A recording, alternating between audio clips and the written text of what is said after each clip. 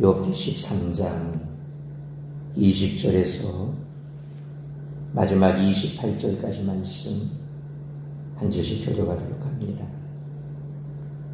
오직 내게 이 두 가지를 행하지 마옵소서. 그리하시면 내가 주의 얼굴을 피하여 숨지 아니하리오니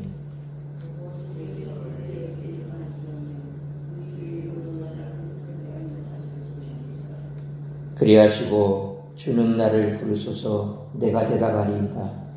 혹 내가 말씀하게 하옵시고 주는 내게 대답하옵소서.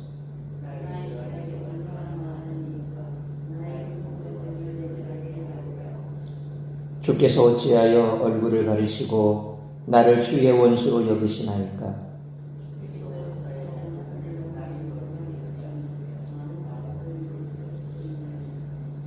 주께서 나를 대적하사 괴로운 일들을 기록하시며 내가 젊었을 때에 지은 죄를 내가 받게 하오시며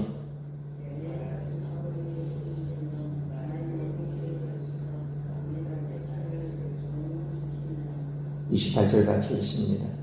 나는 썩은 물건의 낡아짐 같으며 좀먹은 의복 같으니이다. 아멘.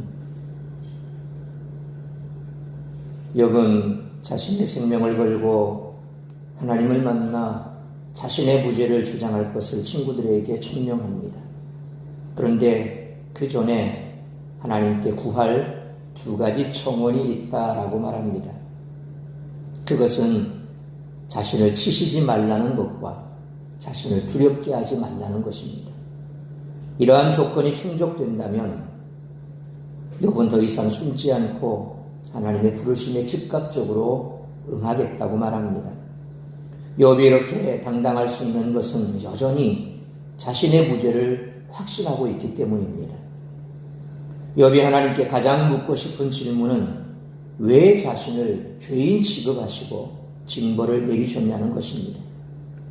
욥은 자신의 죄와 허물이 도대체 얼마나 크고 중대하기에 이토록 감당할 수 없는 고난을 주셨는지 알고 싶어 합니다. 또한 하나님이 어떠한 이유로 얼굴을 숨기시고 자신을 원수로 여기시고 이토록 무자비하게 다루셨는지도 궁금해합니다. 욥은 하나님의 감시와 통제, 집요한 추적과 공격으로 인해 밤낮 고통 속에서 지내야 했기에 몸과 영혼이 쉼을 얻지 못하고 지쳐 있습니다. 욥은 백가죽과 허리가 붙은 채 죽음의 문턱에서 생의 마지막 숨을 힘겹게 쉬고 있는 처지입니다. 그래서 자신을 날리는 낙엽과 마른 검불에 비유합니다. 바람 부는 대로 이리저리 날리는 낙엽과 검불이 바로 하나님과 공동체로부터 떨어져 정처 없이 떠돌아다녀야 하는 욥의 초량한 신세를 대변합니다. 이렇게 비참한 몰골을 알고 계심에도 하나님은 왜 욥을 그토록 추적하실까요? 욥은 하나님의 무자비한 행동을 이해할 수 없었습니다. 하나님의 모습이 마치 조금이라도 빈틈만 보이면 가차없이 치고 들어오는 대적의 모습을 생각나게 합니다. 하나님은 욥이 죄를 짓기를 기다렸다는 듯이 공격하십니다. 욥은 자신의 무죄를 확신합니다. 그럼에도 하나님이 죄를 묻고 계시다면 그것은 아마도 그가 어렸을 때 지은 죄 때문일 것입니다. 욥은 숨막힐 것 같은 하나님의 감시와 통제로 인해 인간의 존엄성을 잃은 지 오래라는 것입니다. 욥이 14장 22절까지에 걸쳐 하나님께 드리는 항변의 기도가 이제 오늘 본문부터 시작이 됩니다. 고난당한 것이 전적으로 죄 때문이라는 친구들의 주장으로 크게 마음이 상한 욥은 그들을 향한 항변을 잠시 멈추고 하나님께 자신의 억울함을 하소연하는 기도를 드립니다. 그래서 욥이 드린 기도는 일반적인 기도의 내용과는 많이 다릅니다. 이 기도는 고통 가운데 몸부림치는 연약한 자의 간절하고 정직한 부르짖음이고 호소라는 것입니다. 따라서 이와 같은 오늘 본문의 말씀을 통해 우리들이 깨달아야 할 것은 첫째로 20절로 22절 말씀처럼 하나님께 나아가 진심으로 속내를 쏟아놓을 수 있어야 한다는 것입니다. 욥은 하나님이 자신에게 일방적 폭행을 가하신다고 느끼고 있습니다. 사람들 간에 이런 일이 벌어지면 서로 맞서 싸우거나 지고 있는 쪽에서 자기한테 왜 이러냐고 따지게 되어 있습니다. 그러니까 왜 때려? 라는 말이 나오게 마련인데 지금 욥이 하는 말이 바로 그것이죠. 20절 말씀처럼 욥은 도망가지 않고 하나님 앞에 나아가 변론할 것이니 두 가지 요청을 들어달라고 하는데 21절 말씀처럼 때리거나 위협하지 마시고 22절 말씀처럼 대화로 풀자는 것입니다. 욥의 마음에는 억울한 감정이 가득합니다. 절대 강자이신 하나님이 지금까지 잘 지내온 약자인 자신을 왜 괴롭히는지 그 이유라도 알고 싶다는 것입니다. 이는 옳고 그름을 따지는 재판에 하나님을 소환하는 것과 같습니다. 사람이 재앙을 당하면 대부분 왜 내가 이런 일을 당해야 하나라고 질문하는데 욥은 절대적 섭리자이신 하나님께 왜 내게 이런 일을 하십니까? 라고 따지는 것으로 자기 감정을 표출할 수밖에 없었던 것입니다. 그러므로 하나님은 틀에 박힌 기도가 아니라 우리의 진심을 원하시는 분이시므로 어떤 상황 속에서라도 하나님께 나아가 진심으로 내 속내를 털어놓을 수 있는 우리 모두가 되시기를 축원합니다. 두 번째로 23절로 25절 말씀처럼 고난 앞에서 원망하기 이전에 자신을 먼저 돌아볼 수 있어야 한다는 것입니다. 이어서 욥은 내가 뭘 잘못했다고 이러십니까? 라는 반응을 보이고 있습니다. 하나님께 자기 잘못이 무엇인지 알려달라고 부르짖는 것입니다. 그는 소발이 말한 것처럼 자신이 허물과 죄를 잊은 것이냐며 그렇다면 23절 말씀처럼 그것을 생각나게 해달라고 요청합니다. 문제는 24절 말씀처럼 하나님이 얼굴을 가리신 채 욥을 원수처럼 여기시며 공격하시는 데 있습니다.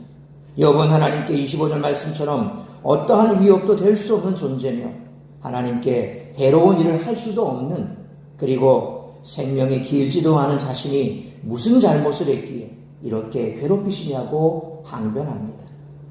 사실 재앙의 원인은 죄라는 친구들의 주장을 반박했던 욥이지만 하나님께는 자기 잘못이 뭐냐고 따지고 있습니다. 이처럼 이유 없이 당하는 고난으로 인한 억울함은 참을 수 없는 억눌림으로 다가오고 있습니다. 그러므로 비록 이유 없이 당하는 고난과 고통이라고 생각되더라도 하나님께 원망을 쏟아놓기 전에 먼저 부지불식간에 지은 죄가 있는지 없는지 하나님 앞에 묻고 돌이켜 회개할 수 있는 우리 모두가 되시기를 축원합니다. 세 번째로 26절로 28절 말씀처럼 상한 마음 그대로 정직하게 하나님께 아뢰을 수 있어야 한다는 것입니다. 하나님 욥에게 침묵하고 계시기 때문에 욥은 26절 말씀처럼 자기가 어린 시절부터 지었던 죄를 모두 기록해 두셨다가 한꺼번에 벌하시는 것이냐고 질문합니다. 어린 시절에 철없이 지은 죄들까지 한꺼번에 벌하시는 것이 아니라면 이런 징벌을 당할 이유가 없다고 느끼기 때문입니다. 욥은 27절 말씀처럼 하나님이 자신을 계속 감시하다가 죄가 있으면 지체 없이 벌하시려고 준비하고 계신다고 말하면서 너무 가혹한 조사가 아니냐고 항변합니다. 28절 말씀처럼 이미 낡은 물건, 좀먹은 옷처럼 되어버린 자신에게 이런 징벌을 가하시는 것은 심하지 않으시냐고 탄식합니다.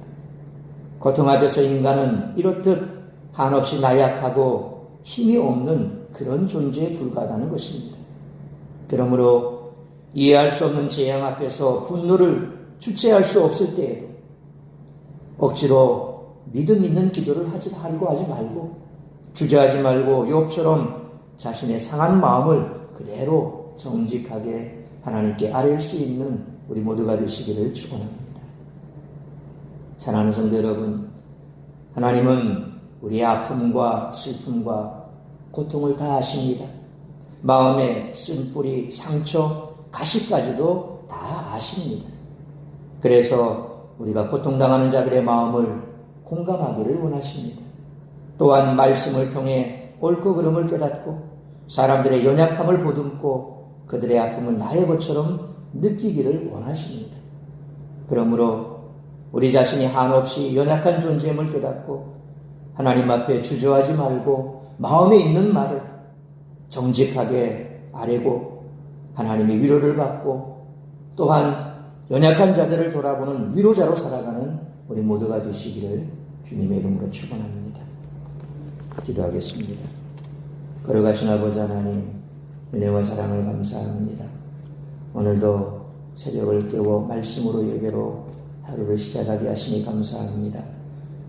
오늘은 욥이 그동안 친구들의 말에 이런저런 자신의 마음을 털어놓다가 더 이상 친구들의 대화는 끊고 하나님 앞에 왜 그러시느냐고 그렇게 질문을 하고 단식하는 내용입니다.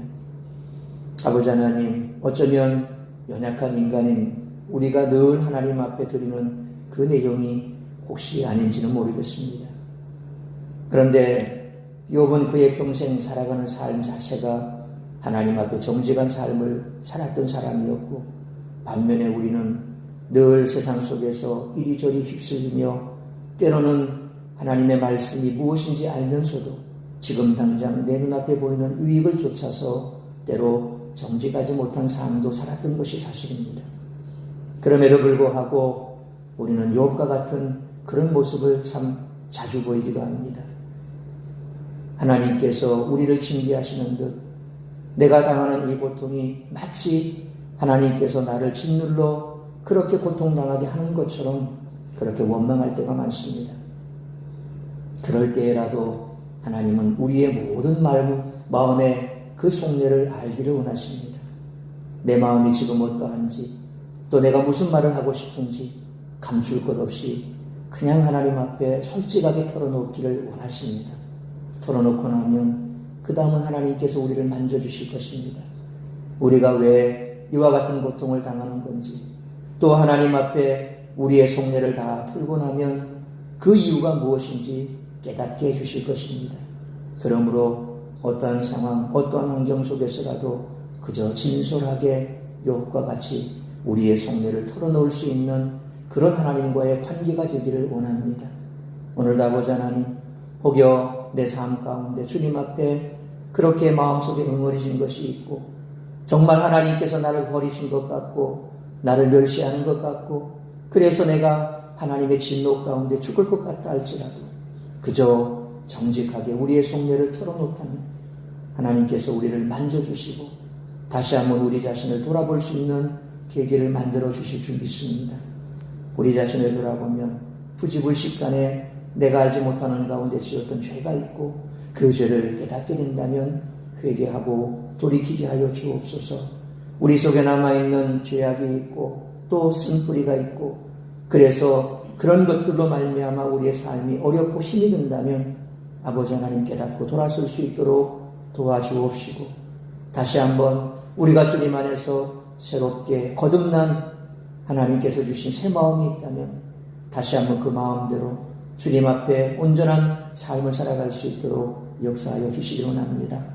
세상 속에서 상처받고 또 어려움 속에서 우리가 주님의 도우심으로 살아가는 연약한 존재이므로 주님께서 주시는 위로와 소망을 다시 한번 붙들고 세상 가운데 우리와 똑같이 고난 가운데 있는 자들 그들을 위로할 수 있는 위로자로 살아가게 하여 주옵소서.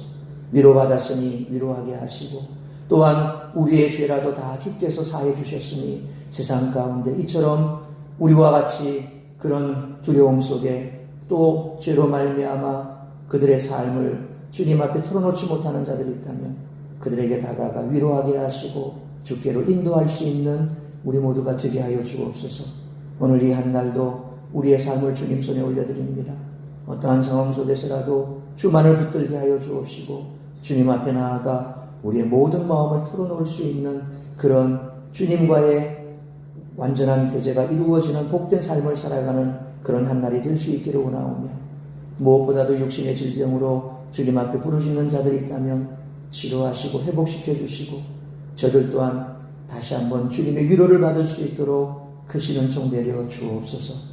오늘도 주님께서 나를 통하여 이루고자 하는 그 뜻을 이루어지기를 간절히 빌고 소원하오며 이 모든 말씀 우리 주 예수 그리스도의 이름으로 기도하옵나이다. 아멘.